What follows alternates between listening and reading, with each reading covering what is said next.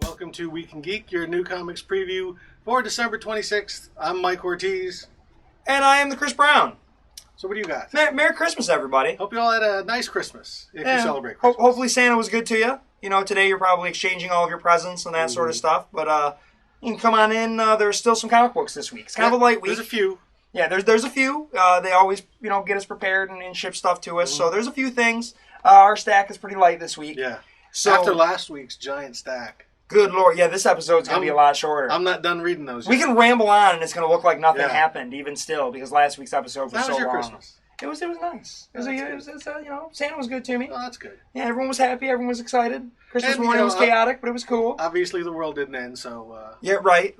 But, what are you going to do? Yeah. Did you get everything Santa, that you asked Santa for? Pretty much. Santa was good. Santa's good this year. So, like I said, that takes me to my lead-off book here, which is Mara by Brian Wood. This is an image book. It's one of those image books. I'm curious. Kind of a futuristic sort of deal. I haven't read a lot of Brian Wood stuff. But I'm curious, and it's a light week. Yeah. So it certainly, I can add some stuff in there that might be outside of my wheelhouse. More people should have shipped books this week. Yeah, right. Seriously. If you had more books, people could take advantage of the whole thing. But instead, the few books that are out there are the things that are going to get attention. Mm-hmm. So, Mara, I'm looking forward to this one. Don't really know too much of what it's about, other than it's some kind of futuristic weirdness. And it's by Brian Wood, who seems to be a fan favorite. Good stuff. What are you looking at? I'm looking at Justice League number 15. This is the beginning of the Throne of Atlantis storyline. This is Jeff Johns and Ivan Reis. They were on Aquaman. I think this is actually crossing over into Aquaman too. Which came out they're going to go back and forth. Ivan Reis, who did phenomenal work on Aquaman. Before that, on Green Lantern. Yep. He's one of my favorite artists. Good, nice stuff. Great stuff. The Justice League's been a solid book. Jim Lee is gone. He's gone off to work with Scott Snyder on the new Superman book. Yep. So now he is Ivan Reis is the new regular artist. We've also got a backup with Shazam still. This has been pretty good stuff. The somewhat darker Shazam, great artwork. This new 52 Shazam is very different. They've got to do something to make him appealing because that's the thing. Like, people were always confused about Captain Marvel. They didn't really know where he fit in or what. Is he a ripoff of Superman? Right. No, that's what started the whole argument in the first place. And they're really playing up the magic angle to kind of make him separate from Superman. Black Adam appearance in there too. Black Adam as well. So they're building the whole mythology in these backup features, which is great stuff. And I think he is eventually going to join the Justice League. He is on the cover of this bold new era begins. But Atlantis is looks like it's on the attack, and the Justice League is going to have to save the world. Awesome. I've never read that story before. Yeah, it's certainly not in the whole thing that brought us to the new 52 in the first place. So what's your top? My top book here, much to my chagrin, but I am a little, I want to see what happens here. Amazing Spider-Man 700.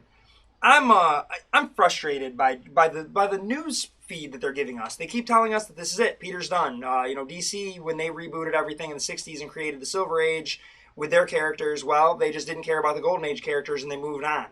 Well, these things are like a multi-million-dollar industry now. To just go ahead and completely take out Spider-Man seems to make no sense. You got another movie coming, but yet Dan Slott is going online and saying how he's going to shake up the Spider-Man universe, and oh no, when 700 comes out, he's going to have to go into hiding.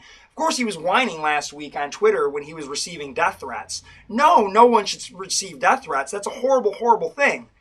But you wanted it, Dan, didn't you? Absolutely, because you're a P.T. Barnum. There is no such thing as bad publicity, and when people say things like that to you, which are crazy, and then you get to say, I'm going to sue you on your Twitter account, well, then more people become interested. So let's hope issue 700 sells. Issue 698, which was supposed to break the internet, sold 4 less copies than I usually sell per month. So yeah, your whole gimmick of killing off Spider-Man and shaking up the Spider-Man universe is really working. Good work out there. So we get to actually find out what it is that Dan Slott's self-aggrandizing plot was this week. We finally get to find out how it is that he's going to go ahead and take out Spider-Man or Peter Parker. We get to find out if Doc Ock is in fact going to be Spider-Man trapped in Peter Parker's body going forward. If that's the whole gimmick, I think that's a little weak, and I think you need something better than that. Doc Ock trapped in that body with all the memories. Just how can that hold? And they're saying it's going to. So good luck. I hope you continue to sell books. Dan Slott, I hope you're safe. Hope nobody does anything stupid, because to issue a death threat over a comic book is stupid. It's just slightly more stupid than what you were trying to achieve here. So we'll see what happens. I'm going to read it, and and I'm probably going to do a lot of whining. So, my top pick is not written by Dan Slott, but it's also a Spider-Man book. It's Avenging Spider-Man 15.1. This is the follow-up to Amazing Spider-Man 700, and basically we've got this is really more the bridge between Amazing Spider-Man and Superior Spider-Man. Okay. It actually has a lot of flashbacks to kind of the history of the conflict between Spider-Man and Dr. Octopus. A lot of flashbacks you can see from the cover.